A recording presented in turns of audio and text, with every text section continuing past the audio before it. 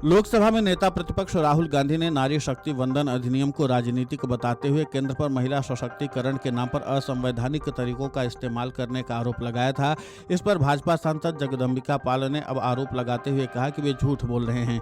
जगदम्बिका पाल ने मीडिया से बातचीत में कहा कि जब विधेयक लाया गया था तो खुद प्रधानमंत्री नरेंद्र मोदी ने स्पष्ट किया था कि जो 2023 में महिला विधेयक पास किया गया था उसे अब हम लागू करना चाहते हैं। ये विधेयक 2034 की जगह 2029 में लागू होना था, जिसमें महिलाओं को 33% आरक्षण मिलेगा। तो इसमें सरकार की मंशा तो साफ थी। इससे साफ है कि विपक्ष महिलाओं के आरक्षण को लागू ही नहीं होने देना चाहता है। यह महिलाओं के साथ विश्वासघात है।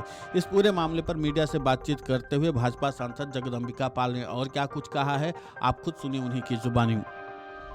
जिस तरह से नरेंद्र मोदी जी ये नारी बंधन अधिनियम लेकर के आए, जब 2023 में सर्वसम्मत से उस लोकसभा में और राज्यसभा में महिला आरक्षण विधेयक पारित हो गया, अगर अब उसको लागू करने के लिए एक संशोधन विधेयक कि ये 2034 के बजाय 2029 से ही लागू हो जाए, 33% महिलाओं को देश की लोकसभा में और राज्यों की विधानसभा में उसका आरक्षण मिले, तो सरकार की मंशा तो स्पष्ट थी। नरेंद्र मोदी जी जो 2026 का सेंसस पे जिसपे इसको लागू करना था, जिसमें 2034 से पहले महिलाओं को आरक्षण लोकसभा में नहीं मिल पाता, उन्होंने उसी का संशोधन बिल लेकर के आए थे कि 2026 की जब 2011 के जनगणना पे इसको लागू किया जाए।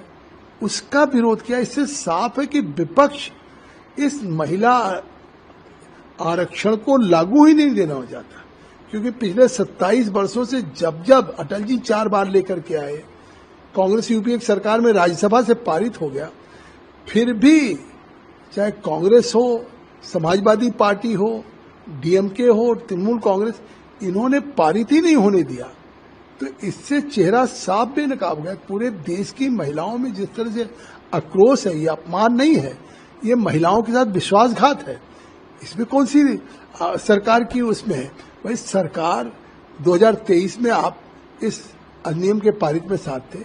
अब अगर इसको पहला लोकसभा का चुनाव जब आ रहा है 24 के बाद, उसी में लागू करने के लिए सरकार एक संशोधन बिल लेकर के आई, संविधान संशोधन, उसको आपने नहीं पारित होने दिया। अब इसमें यह कहना कि परसीमन का सवाल है, ये है, तो इससे साफ है कि पूरे देश में, पूरी दुनिया में हो गया कि चाहे राहुल गांधी हो, अखिलेश हो या स्टालिन हो, ममता हो, इन्होंने महिलाओं के आरक्षण को रोका है।